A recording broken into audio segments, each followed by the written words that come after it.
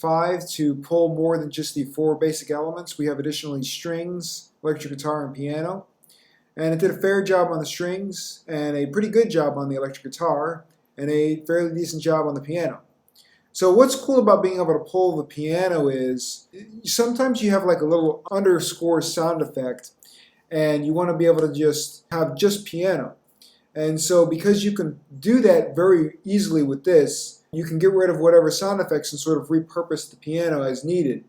And you couldn't do that previously. However, if you're using the program to extract piano from like layers of stuff, the piano is not quite as convincing because it kind of gets lost in the spectral noise, the spectral mixture of the mix. So anyways, it did a really good job of separating this initial part. There's very minimal sound effects. So we'll get some examples of what's going on here. This is the full mix.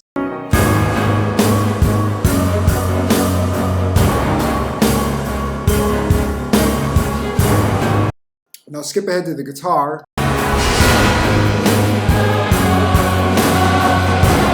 So here we have the beginning of choir and some additional guitar coming in. So we'll skip ahead to the lead guitar part.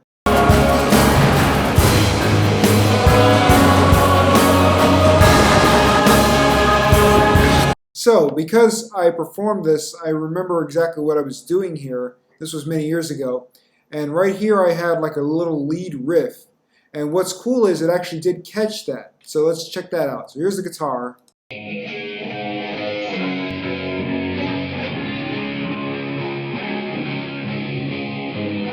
So it did a really good job separating the guitar itself. Now let's see how it did with the lead riff.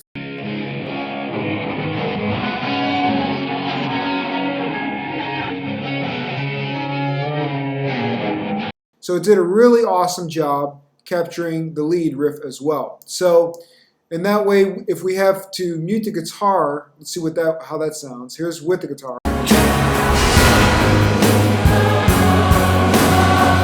Now without it.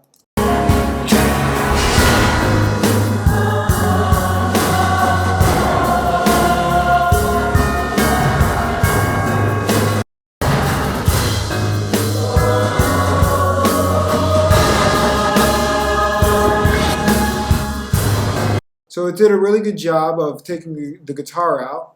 The actual piano, if we hear it in the context of the mix, it sounds like this.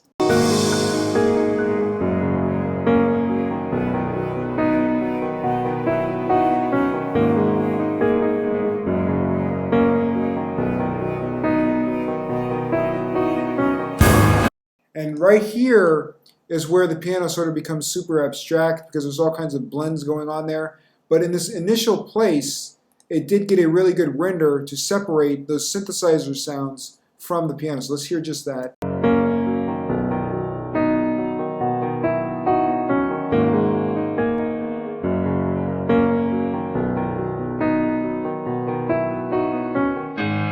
So that's where it sort of becomes a spectral instrument. All right, so what else is the choir? It captured most of the choir, so let's hear what that sounds like.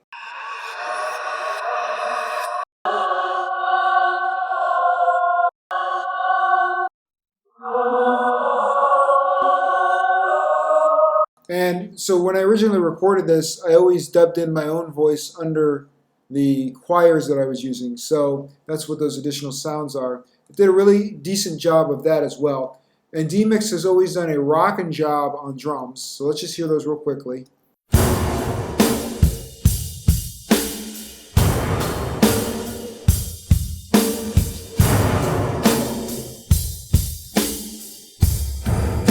So I think that's about the gist of this. And it did leave some additional strings inside this backing.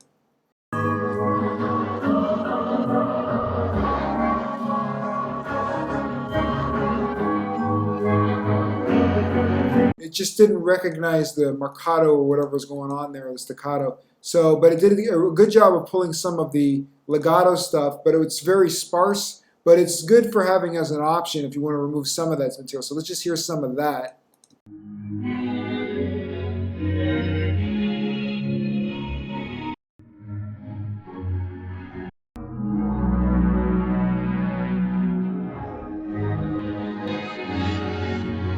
Now occasionally it does have like a popping noise, and so if you were going to master this, you could just use a depopper to remove those if you wanted to. Anyways, it did a really great job of doing various tasks here, and I just wanted to give an example, a real-world example of what's going on when you pull these new algorithms, these new separations within the context of a mix.